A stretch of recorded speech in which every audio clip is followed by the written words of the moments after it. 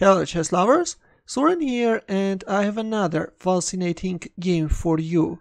Lichess titled Arena 6 is over, and the reigning world chess champion Magnus Carlsen, who was playing under a nickname damnsaltythatsport, won it.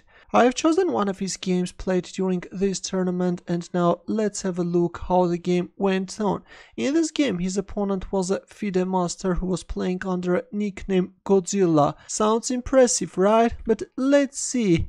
Will G0DZILLA stand a chance against damnsaltythatsport? This was a 1-minute bullet game, and G0DZILLA started the game with c4, English opening c5 by damnsaltythatsport. We see the symmetrical variation g3, knight c6, bishop g2, g6. Now black will also fianchetto his bishop, knight f3, e5.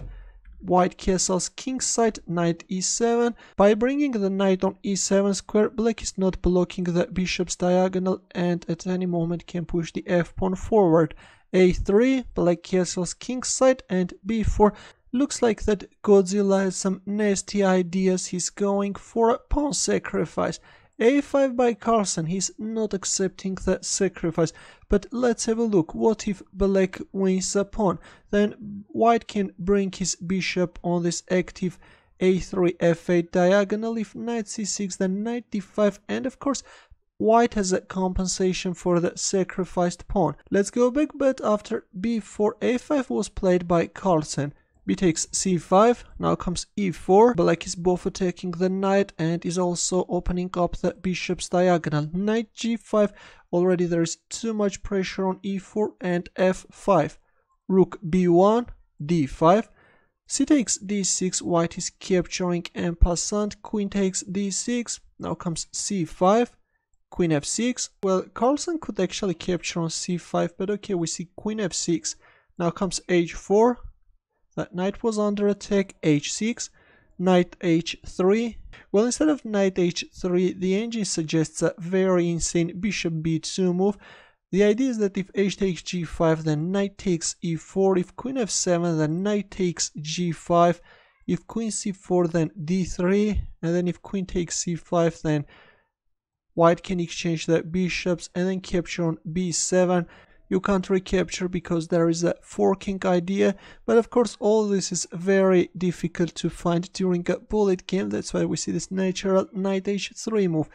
King h7, a prophylactic move. Carlsen is moving away his king from this dangerous diagonal. Bishop b2, queen f7, knight a4. G0DZILLA is opening up his bishop's diagonal, and also this knight at any moment can jump on b6 square. Bishop e6. We see the exchange of dark squared bishops on g7 square, and rook takes b7. White is doing simply great. Rook d8, knight f4, bishop c8, rook c7. This is a dubious move actually. It was better to move back the rook on b6 square, but instead we see rook c7, where it can be easily targeted by white queen. Now Carlsen could actually play queen e5 straight away, but he first played g5, and after h takes g5, h takes g5, knight h3.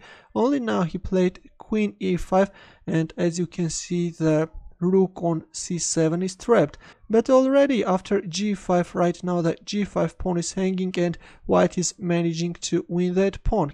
King g6, right now there are two white pieces hanging. Rook takes c6 was played, knight takes c6, knight h3. The knight now wants to jump on f4 square, which is just a perfect outpost for the knight. That's why Carlsen goes for f4. Of course, he understands that white has a huge advantage. That's why now Carlsen will try to sharpen the game and will try to force his opponent make a mistake and gain advantage. Knight takes f4 and rook takes f4.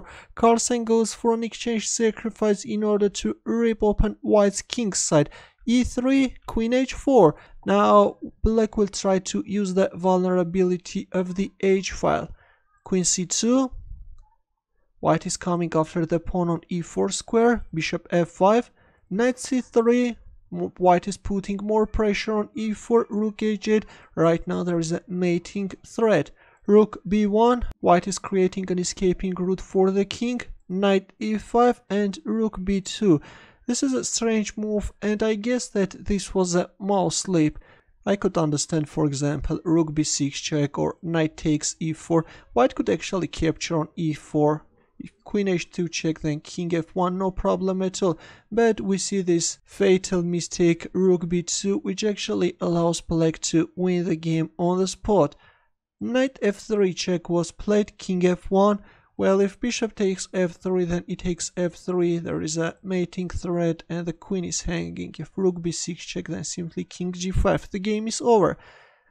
That's why after knight f3 check, king f1 was played, and now you can pause the video and try to find Carlsen's next moves. Ready? In this position, Magnus Carlsen, who was playing under a nickname damnsaltythatsport, played queen h1 check. He's going for this impressive queen sacrifice. Bishop takes h1 was played, rook takes h1 check, king g2, and believe it or not, but after rook g1, this is a checkmate. A simple but at the same time a pretty impressive final combination by damnsaltythatsport. Actually, if you have noticed, Godzilla was doing great, had an advantage throughout all the game, but in the end he made a fatal mistake, rook b2. I have to repeat once again that I guess that was a mouse slip, and with a beautiful tactical shot, Magnus Carlsen managed to win the game. Thanks for watching. Here are more suggestions for you. For more games, don't forget to subscribe to my channel. Also press that bell button to get notified about new uploads, and I will see you in the next video.